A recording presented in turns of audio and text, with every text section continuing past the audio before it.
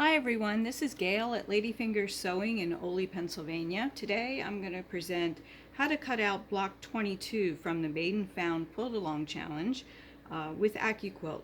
So for the last 22 weeks, every week I release a video to go along with this quilt along that is put out by um, Max and Louise of one of the Andover designers. There's a group of us that got together, headed up by Sarah Maxwell, who is putting together this quilt along, which I thought was really great. The quilt along is free, and in order to sign up for it, you just go to the Made and Found Facebook page, and you can also do it through going to the Ladyfingers Accuquilt Go Club Facebook page, where you'll find files of all the blocks so far. There are 36 in all, plus a number of bonus blocks and block setting ideas. So it's a great way to learn how to use your Accuquilt cutting system. And certainly this week's block is no different. In fact, this is, I think, so far the most challenging block to figure out what dies to use. So let's get started. All of the blocks in the series are 9-inch finished. So that number we know. We can see that this block can be evenly divided by 4. And then because there are squares and triangles that are set on point, that throws a little bit of a monkey wrench into things. So I'll help you figure out how to know what to do when that happens in a given block. Since we know that this is a 9-inch finished block, and we can see that the shape that is color number 1 here, the corner square, if we multiplied that times 4 or divided 4 into 9-inch finished, we would get a 2 1/4 inch finished square, because 2 1/4 times 4 equals 9. So that we know that that's a 2 1/4 inch finished square. So we're going to choose the die that goes with that, and that one happens to be in the 9-inch cube. Next we have this square on point. The cutting directions, and I know I tell you every week, don't bother with the cutting directions. Not always. This time we know that the directions are telling the sewer to cut this as a 2-inch square, which means when it's finished being sewn, it'll be a 1.5 inch finished square. So that's the size we need to find in our Accuquilt cutting system, and that shape is found in our 6-inch cube of all places. So this week we're using both the 9 and the 6-inch cube to finish this block. So just realize that. So now we can look and see that since this is a 1.5 inch finished square, the surrounding triangles that go around the square, if you sewed 2 together, not the way they have them sewn, but the long ways together, that would equal a 2. So if you turn these into a half square triangle, they would equal the size of the 1.5 inch finished square. So that shape would be, let me look at my notes, a half square triangle. So that would also be in the 6-inch cube, and that's shape number 5, which is a 1.5 inch finished half square triangle. So all these little shapes are 1.5 inch finished half square triangles. Next, we have the half square triangle, and once again, this is a quarter of the 9-inch block. So that's a 2 1/4 inch finished half square triangle unit. And to find that, you'll see it in the 9-inch cube. It is shape number 2. Okay, so I think we have all of them now. I believe so. If not, we'll catch it while we're actually cutting. So pay attention, take notes and watch this video as many times as you need to, because there's a couple of changes, because this is a more complex block, because some of the shapes were set on point, and it's not a on point unit that's often found in Accuquilt. So but the shape, it does exist. So we're good to go that way. All right, so let's get started. The first shapes I'm going to cut out, this is from the 9-inch cube, and this is a 2 1/4 inch finished half square triangle unit. Okay, so this 2 1/4 inch half square triangle unit is the center of the block. It's these 4 half square triangle units. So that means that we're going to need 4 of the pink and 4 of the purple in triangles. So you get 2 triangles on a die, and so I need 2 layers of pink and 2 layers of purple so that I have 4 triangles of each color. And I can do that all in one cut. Now I've already lined up my fabric because I knew that this might take a little bit longer than usual to explain. And I know you want to get right to sewing, don't you? So let's get the mat on. I've already tested the grain line.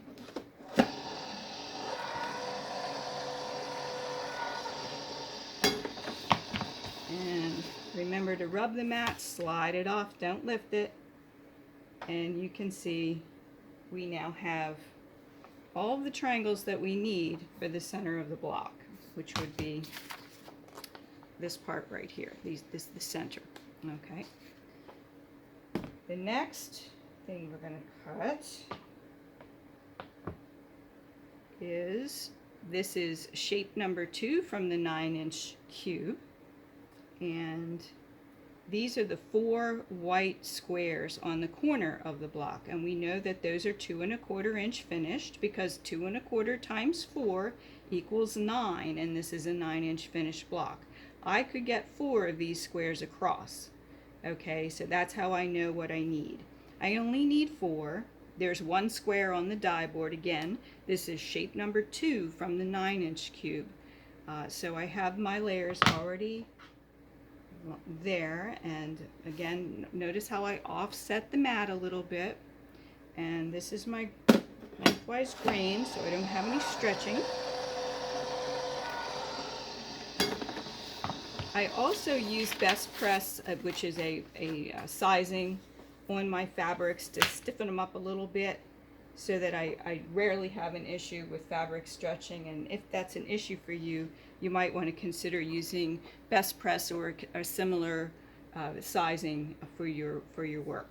Okay, so again, this square is a 2 3/4 inch cut, 2 1/4 inch finished, and it is from the 9-inch cube. It is shape number 2. And that's the only time we need it for this particular block. Okay. Next, we have the smaller squares. Now, these are 2-inch squares. We know that, and because it's hard to measure when things are on point, it changes the math a little bit, but we can cheat a little bit because the cutting directions for rotary cutting tell us that this piece marked number 2 in the purple is a 2-inch cut square. So when everything's sewn together, that will finish at 1.5 inches. That die, which is a 1.5 inch finished square, a 2-inch cut square, is from the 6-inch cube, and it is shape number 2. So here's the thing. So pay attention, and it does matter a little bit, okay? Grain line matters when you're piecing because of stretchiness, and those of you who've been piecing well already know this. Those of you who are starting might be learning the hard way. I certainly did, but I know that this is a 2-inch cut square. However, it's being sewn as if it were a square on point. So that means that the sides, if they're stretchy, it matches up with the stretchiness with the triangles, which I'll get to in a minute. So I tested my sewing. I did a partial test block, and I just did the 2-inch square and the 1.5 inch finished half square triangles going around it, and I cut like we normally do with the lengthwise grain lining up with the side of the die and so on and so forth, not the side of the die shape. And I found my finished piece to be a little small, just a tiny bit smaller than I wanted. It didn't measure out quite accurately. So I tested this, and I found that it really worked. I'm going to cut this so that the edges are bias on my square. I know I'm breaking all the rules, and if you don't like it, don't do it. That's fine. I'm not going to come over and see. But I need 4 of these squares, and there are 4 square shapes on the die board. So I'm lining my fabric up so that the straight grain is diagonal. Okay, so it acts more like a square on point, and I only need 4. Again, I've used sizing on my fabric, so I don't have that much of an issue with stretching.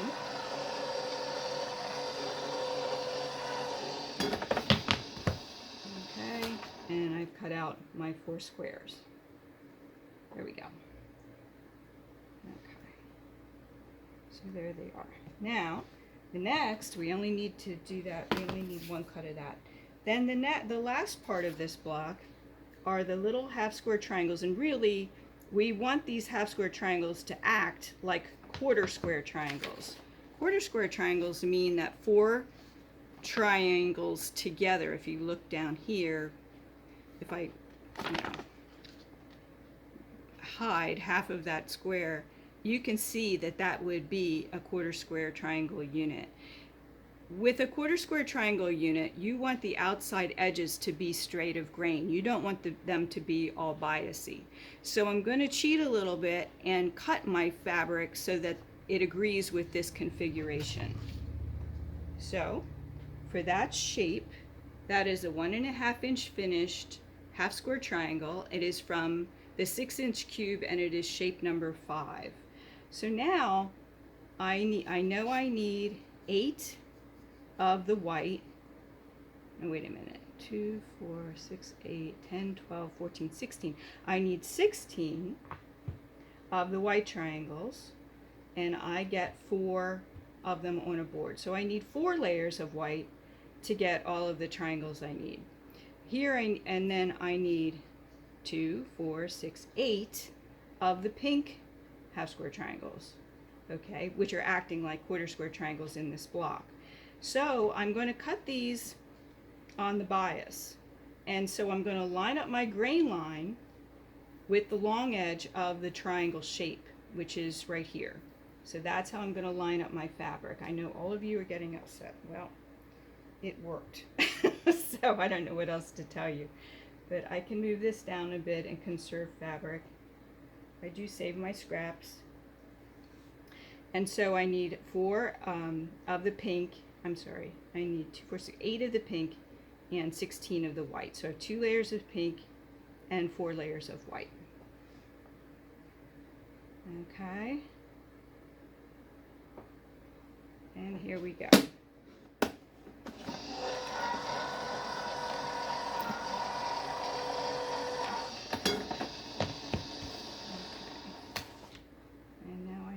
Those shapes cut with 1 pass. So you can see this, for such a complicated block, it was relatively little cutting, which is really kind of nice.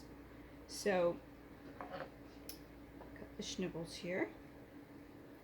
And just so you know, I've been using my original cube from when the cubes first came out. So some of my dies have been through a lot.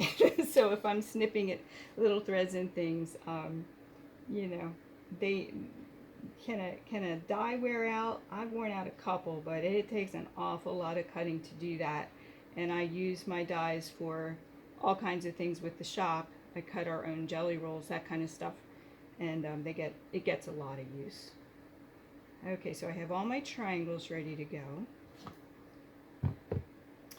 And that's it. So I tested, so because I cut that out on the bias, I made a second sample with the center square, and this one was cut on the bias, and then as well as the triangles, because they work as quarter square triangles, so that my straight grain edges are on the outside of this unit, which is what you want. This unit then finished to be the correct size for this block. So this unit finished out to be the same as it should be to match here and here. So if it was a 2 1/4 inch finished square, then this would be 4 1/2 inch finished plus the 1/2 inch. So it worked out math-wise, which was really great. So I proved my point there, and it was very easy to sew. The other workaround, if you don't want to cut on the bias, is you could, in this unit, if you really made a skinny, super skinny 1/4 inch seam allowance, it might help as well. So just be aware of that.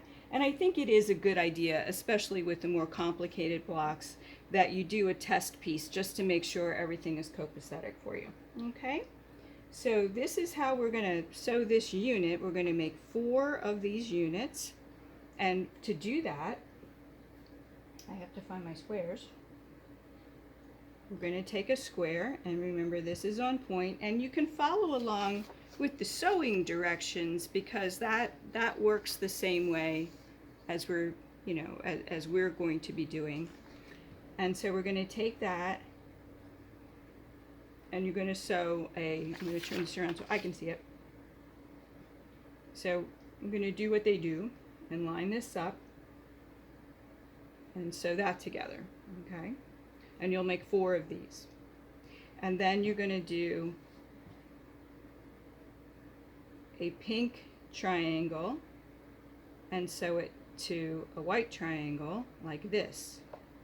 Well, I'll do it, yeah, like this. And you'll make 8 of those, all right? The pressing directions are great. Follow the pressing directions and you'll have no problem.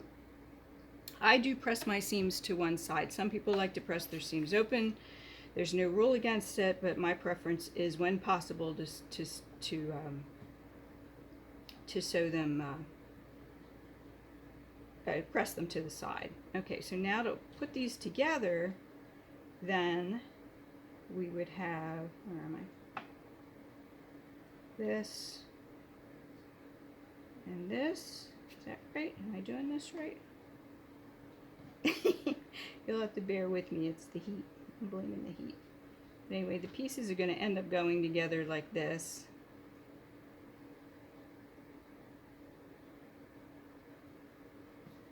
And this goes here. And this goes here. Okay, so we're sewing this to this to this, and these 3 together, and then you sew the 3 groups together, just so. Okay, so that you get, where's my piece unit? Oh, so that you get this. Okay, the next part is the center, and that's simply half square triangles, easy peasy. Where did they go?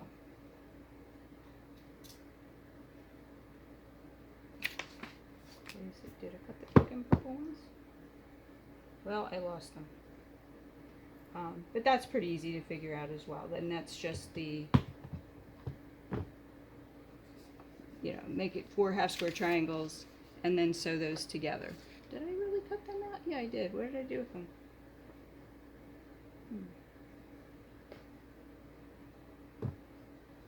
Oh, here we go. All right. So here, we're going to make 4 of those.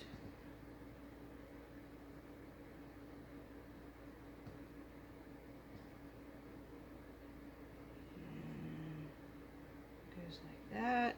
It goes like that. It goes like that. And it goes, is that right? Nope, that's not right, is it? It goes like this. Okay. So we're going to make 4 half square triangle units and then sew the 4 together, and that makes the center of your block.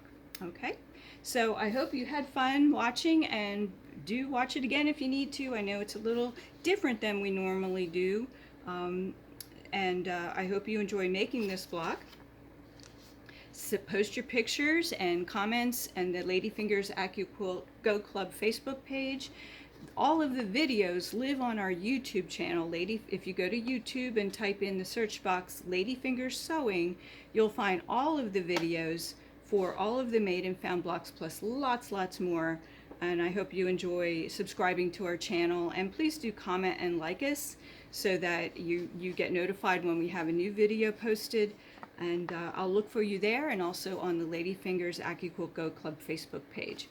Okay, so thanks for watching, and we will see you next week.